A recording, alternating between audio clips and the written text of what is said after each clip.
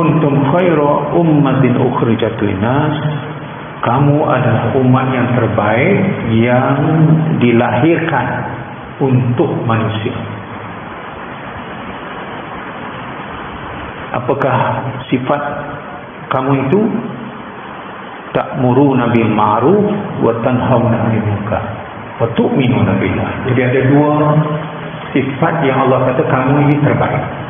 Satu ialah kamu menyuruh kepada yang ma'ruf dan mencegah kepada yang munkar. Itu sifat yang pertama. Sifat yang kedua ialah tu'minuna billah. Kamu beriman kepada Allah. Dua sifat ini. Dan dua sifat inilah yang telah terbentuk pada generasi yang telah dibina oleh Rasulullah SAW. Ayat ini betul-betul dapat diterjemahkan. Dan oleh kerana mereka dapat terjemahkan dua sifat ini, para sahabat zaman nubuwah, zaman baginda masih hidup, sifat inilah yang menjadikan kelompok sahabat yang kecil ini, yang tak ramai ini, tetapi dapat menjadi ustaz alam, iaitu menjadi ustaz kepada dunia. Dan semua sifat itu telah dapat dipupuk oleh Nabi menjadi darah daging kepada sahabat-sahabat dalam kerja buat mereka. Baik sebagai contoh dapat kita lihat dalam segi kekeluargaan, kejiranan, kemasyarakatan, perekonomian, pentadbiran, pengukuhan jamaah, ya,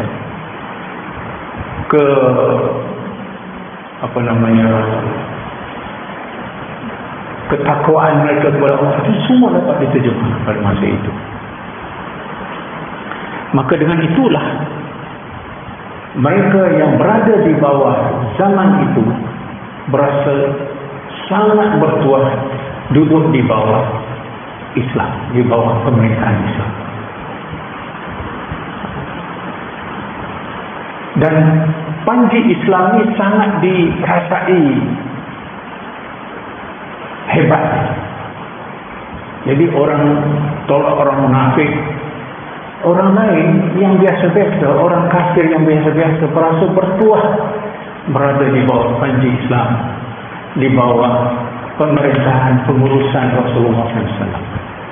Jadi sifat itulah yang telah terserlah, dan dengan itulah melebarnya sayap Islam itu ke seluruh penjuru. Daripada Mekah itu ambil ke timur, ke bumi Syams, kemudian mereka dapat juga menawan Parsi, berkembang Islam ke Parsi, kemudian berkembang Islam ke Barat yang sangat tersohor namanya pemerintahan Andalusia. Kemudian berkembanglah Kerajaan Utsmaniyah menjadi kerajaan yang sangat luas, merebak lagi ke kawasan India yang dipanggil pemerintahan Mughal. Dekat 800 tahun Islam berkembang di sana, sampailah kepada Nusantara Melayu. Berkembanglah Islam di Melaka, di Palembang, di Aceh, di Riau, sampailah kepada Banjarmasin dan sampai kepada Sulu. Kenapa dia mempunyai kekuatan? Apa yang menyebabkan Islam itu terserlah ke semua penjuru dunia? Ialah kerana mereka itu benar-benar memenuhi ciri-ciri kuntum khaira ummatin ukhrijat linnas. Ciri itu dapat pegang semua. Mereka aman semua. Tetapi untuk nak ringkaskan tuan, kita beralih ke zaman kita ini, ternyata umat Islam selepas kegemilangan satu tempat, satu kawasan, tiba-tiba kita dilanda oleh keruntuhan umat Islam. ya, jatuhnya kerajaan Osmaniyah 1924, sebelumnya jatuhnya kerajaan Andalusia, kemudian jatuhnya kerajaan Moghul, kemudian jatuhnya kerajaan Sultan Melaka, Fatani, Champa, Sulu, satu demi satu. Kemudian kejatuhan itu membawa kepada saat kita sekarang. Berlakulah umat Islam apa yang dipanggil dalam keadaan zillah. Keadaan zillah itu lawannya keadaan azzah. Zillah itu maksudnya hina. Duribat alaihimul zillah aynama suqifu. Kamu dalam keadaan zillah, hina, di mana saja kamu berada. Aina suqifu. Barat, timur, utara, selatan, di tepi Kaabah, di negara Islam yang majoriti Indonesia, kamu dalam keadaan zillah. Kalau kita nak kupas keadaan zillah itu banyak tuan-tuan, tapi kita semua faham bahawa kita dah tak kuat, kita sudah lemah. Apa gejala yang berlaku pada kita? Mula-mula kita pecah, ya, kita berpuak-puak, kemudian kita jadi fanatik. Apa makna fanatik? Maknanya pegang hak dia, hak orang lain dia salah semua, dia fanatik semua. Kemudian apa lagi berlaku pada kita? Berebut kepimpinan, berebut jabatan. Apa lagi berlaku pada kita? Kita jadi berpecah mazhab. Tak payah saya nak urailah mazhab itu mazhab, tapi makna kita pecah. Kemudian kita terbina sikap berpaling daripada kitabullah dan sunnah Rasul. Bukan lagi merujuk kepada Al-Quran dan sunnah Rasul, kita berpaling. Kemudian kita jadi jumud. Apa makna jumud? Maknanya fikiran kita itu jadi beku. Apa lagi jadi pada kita? Kita gemar berdebat sesama kita. Satu demi satu kita mulai lemah kerana sebab itu tadi.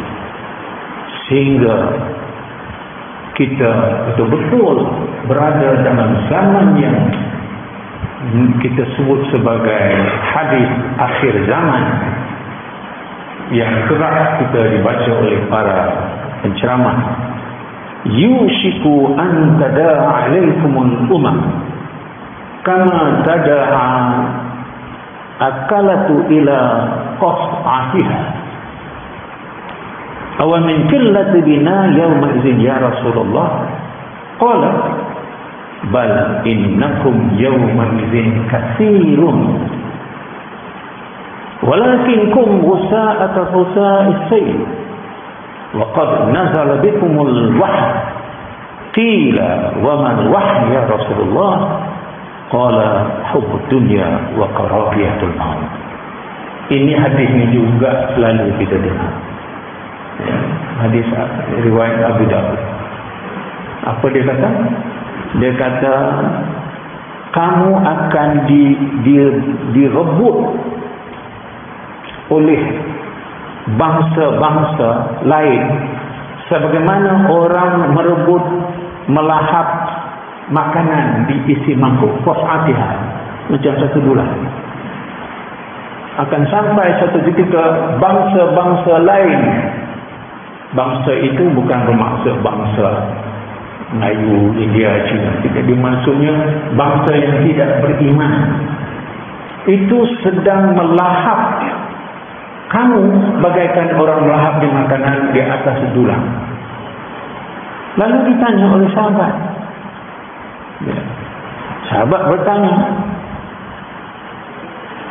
awamin qillati bina yauma idzin ya Rasulullah, apakah kami ketika itu, umat Islam ketika itu bilangannya kecil? Qillah. Rasulullah kata, bal innakum yauma idzin katsirun. Dah, kamu masa itu ramai.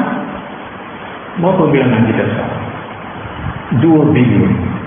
Berapa manusia di muka bumi sekarang? Dikatakan ada 8 bilion ataupun 7 bilion lebih. 2 bilion, dan kita adalah agama yang terpantas berkembang di Eropah. Jadi ramai. Kita di Malaysia, kita majoriti.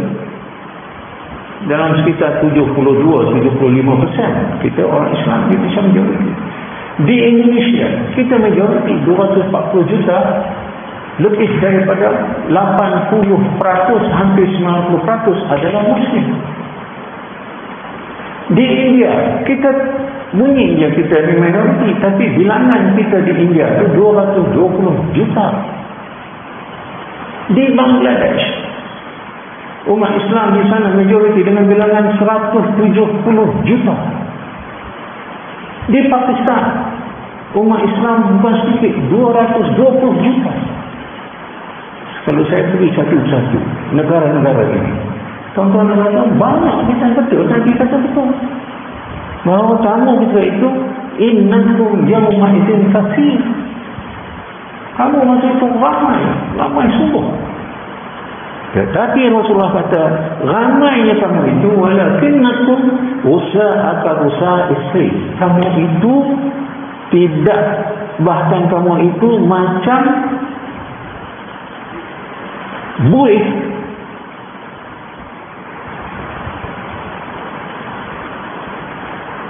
di air bah.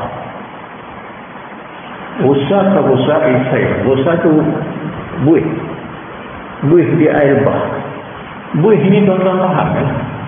Buih ini bukan ada kekuatan, dia hanya ikut aliran. Fikir kiri, kanan, betul sampai semua dia pecah.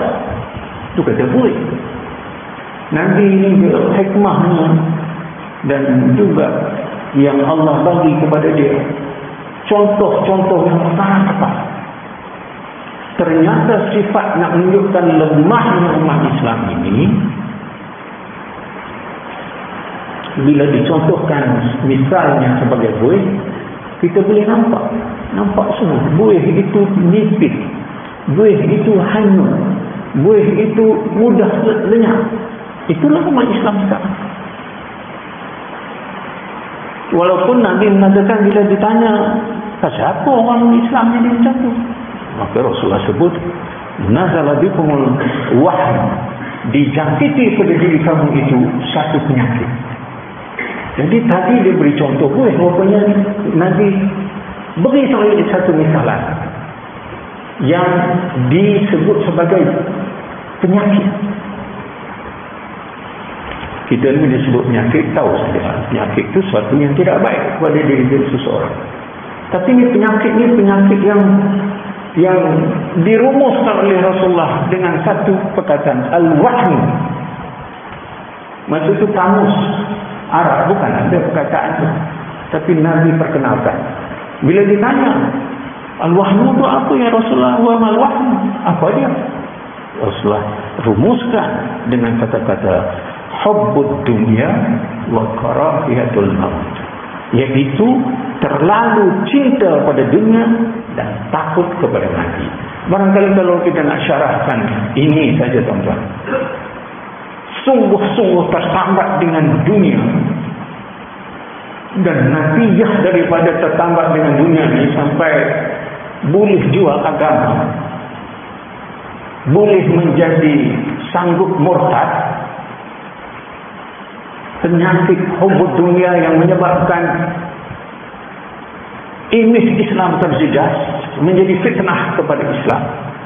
Hubbud dunia yang kalau kita syarah satu demi satu dan dirumuskan pula, diganding pula dengan wa karahiyatul maut, takut mati.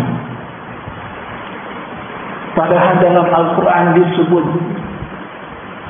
orang yang mati syahid, kemudian kita diajar doa husnul khatimah, wala tahtim alaihi su'ul khatimah. Dia ajar bahawa kamu tahu bahawa mati akan datang, tapi kita sangat bukan saja takut mati, tidak bersiap untuk mati. Sebab mati itu seharusnya takdirkan. Penyakit ini tuan-tuan, dia rumah ni lebih teruk daripada pandemik COVID ke, penyakit Ebola ke, penyakit yang kita dengar ini penyakit hidup, penyakit pemikiran, penyakit dalam hati. Inilah yang dirumus oleh Rasulullah SAW menjadi punca. Maka bermula dari situlah kita dapati keruntuhan demi keruntuhan yang Rasulullah SAW juga membayangkan macam mana seseorang itu, umat Islam itu runtuh dengan keadaan yang dia panggil shibran wa shibrin bi shibrin, zira'an bi zira'in. Orang Islam ini jatuh satu demi jatuh sehingga Rasulullah membayangkan sesungguhnya kalian latattabi'anna sanana allazina min qablikum shibran bi shibrin, zira'in wa zira'in wa zira'in wa zira'an bi zira'in. Kamu itu jatuh dari satu tahap bagaikan mengikuti jalan orang yang sebelum kamu pun jatuh, iaitu sejengkal demi sejengkal, kemudian sehasta demi sehasta. Jadi ini sekali lagi tuan-tuan, kalau kita nak kupaskan ini, yang baru saya nak bawa tentang apa yang sedang berlaku kepada umat Islam sekarang, boleh dihurai tuan-tuan. Shibrin wa shibran, ya. Sejengkal demi sejengkal, sejengkal demi sejengkal. Maksudnya apa? Kita ikut yang bukan ditentukan oleh syariat, yang bukan dipandu oleh Al-Quran, bukan dicontoh oleh sunnatul Rasul. Kita ikut yang lain. Shibrin wa shibran itu sejengkal demi sejengkal. Mula kita makan makanan dia, lepas tu kita pakai pakaian dia, lepas tu kita sambut perayaan dia, lepas itu kita mengaji dengan tok guru dia, lepas itu kita mula mengatakan bahawa kita ni majmuk, jadi kita kena sama-sama lah, satu demi satu, jengkai demi jengkai. Lepas tu sedepa sahasta demi sahasta. Nabi nak tunjuk lagi bahawa kamu turut. Di sinilah tuan-tuan dan puan-puan sekalian, saya nak tarik kepada semua tanda-tanda yang kita ni jatuh ini, yang berlaku kita dianiaya ini di China oleh kerajaan komunis China, di East Turkestan, kerana orang-orang Bugis tak mau panggil Xinjiang, dia panggil East Turkestan, Turkestan Timur. Bagaimana orang kita dipenganiaya di situ, bagaimana orang Islam kita juga digoncang di Thailand Selatan, bagaimana orang kita dihina, disembelih, dibunuh di Myanmar, bagaimana kita ini juga dijajah, dibunuh, diusir di Kashmir, bagaimana kita dihina di India, bagaimana kita juga melihat keadaan umat Islam sangat rapuh di Afghanistan, miskin di Bangladesh, kita punah habis di Iraq, kita dilemahkan di Pakistan, kita dihancurkan di Syria, di Yaman, di Lebanon, kita diperhambakan di Sudan, kita didaifkan di Somalia, kita dihancurkan di Libya, kita punah di Tunisia, kita bagaikan tergadai di Algeria. Itu sekadar beberapa negara. Belum lagi saya sebut negara di mana umat Islam ada. Kenapa kita jadi begitu? Kenapa teruk sangat kita ada Al-Quran kan? Kita ada Sunnah kan? Kita ada alim ulama kan? Kita ada raja, kita ada cendekiawan. Apa yang kita jadi begitu? Maka di sinilah saya nak berkongsi dengan tuan-tuan sebelum saya akan huraikan keadaan semasa yang berlaku, tapi saya nak pergi kepada punca atas punca daripada segala punca yang saya nak hurai kepada tuan-tuan dan puan sekalian. Dalam sirah Rasulullah SAW ada satu peristiwa yang besar, yang kalau banyak peristiwa yang lain pun juga penting, tapi peristiwanya agak istimewa. Peristiwanya apa? Iaitu peristiwa penentuan kiblat. Bagaimana kiblat kita ditentukan? Okay. Kita tahu bahawa kiblat kita yang pertama diarah oleh Allah kepada Rasul dan para sahabat, iaitu menghadap ke Baitul Maqdis. Itu kita tahu kiblat kita yang pertama. Kemudian dipindahkan, diarah beralih ke Mekah selepas 17 bulan. Ada riwayat mengatakan 17 bulan, ada yang mengatakan 16 bulan. Ikut perawihan. Pokoknya kita tak perlulah nak gaduh. Yang kita tahu awalnya ialah di Baitul Maqdis. Soalannya, kenapa Allah letakkan tujukan kiblat kita utama di Baitul Maqdis? Kenapa tidak terus Kaabah? Rupanya baru kita ada faham sejarah begitu. Jadi Masjid Madinah ada nama Masjid Qiblatain. Masa Rasulullah tengah semayang, ada yang mengatakan asar, ada yang mengatakan zuhur, datang ayat tu dia balik. Jangan semayang tu dia balik. Jadilah Masjid Qiblatain, Masjid dua kiblat. Apa yang berlaku tuan-tuan? Sejak daripada Nabi Ibrahim AS dengan Nabi Ismail AS,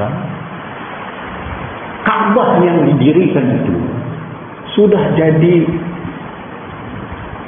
batu yang tuan-tuan pergi Tandas Awam depan tu, dekat Batu Salam tu, itu rumah saya Kharijah jadi tandas.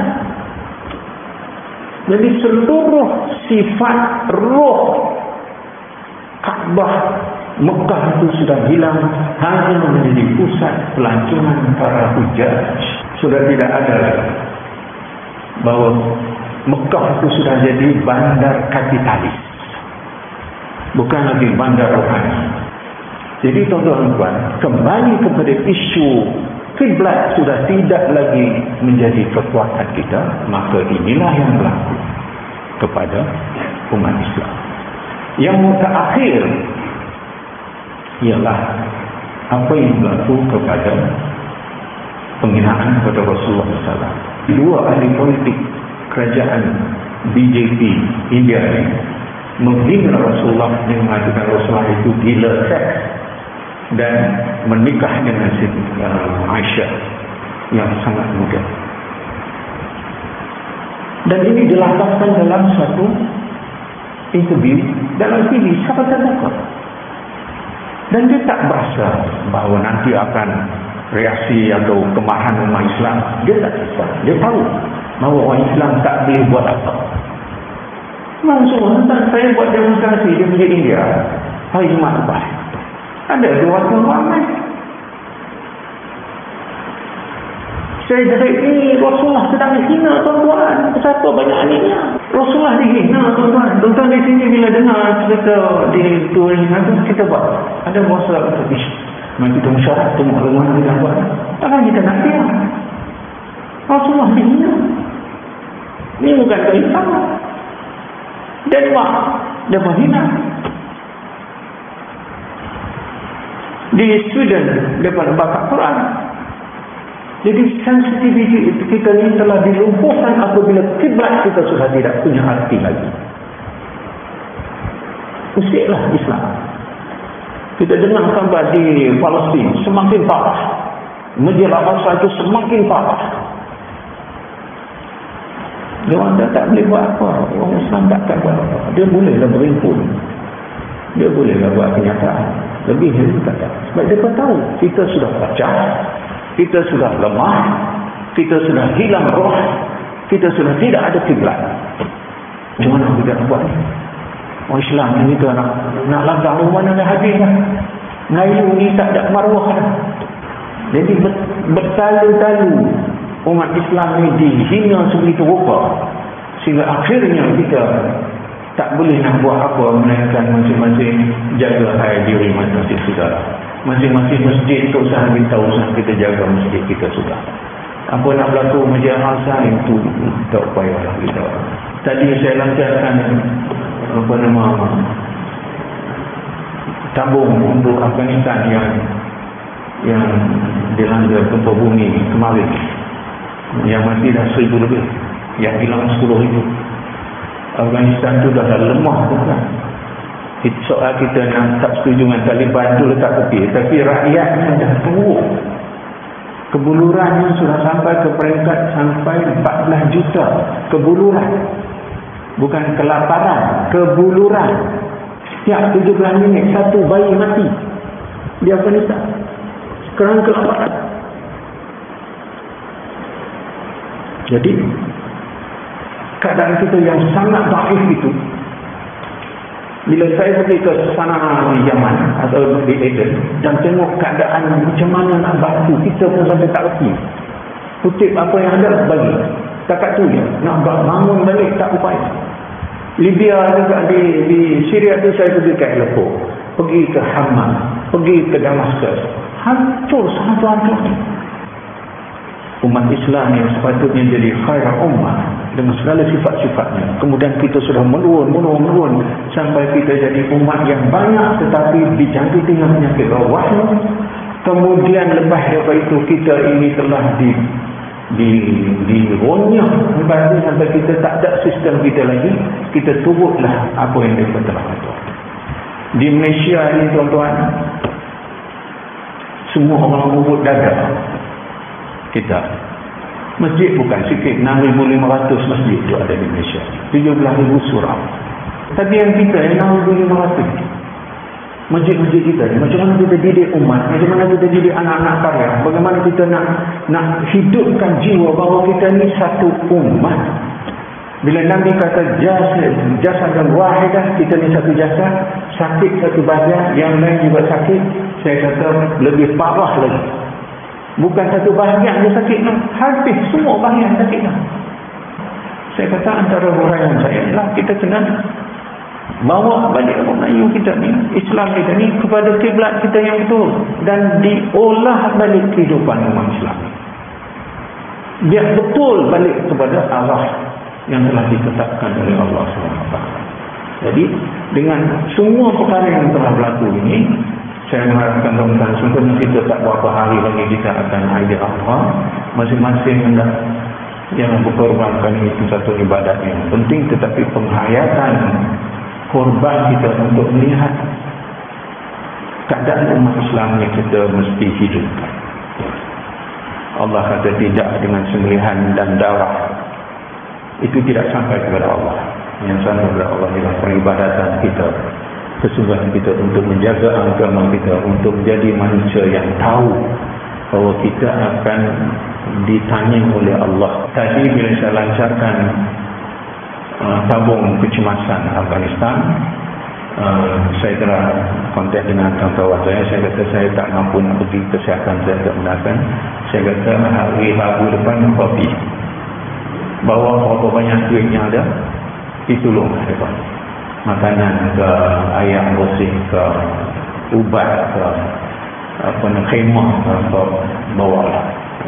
Jadi siapa yang tuan-tuan rasa nak menyumbang sekarang, paling lewat Rabu depan misi kita akan berangkat, kita akan sampaikan segera sekurang-kurangnya adalah sumbangan kita itu kepada mereka.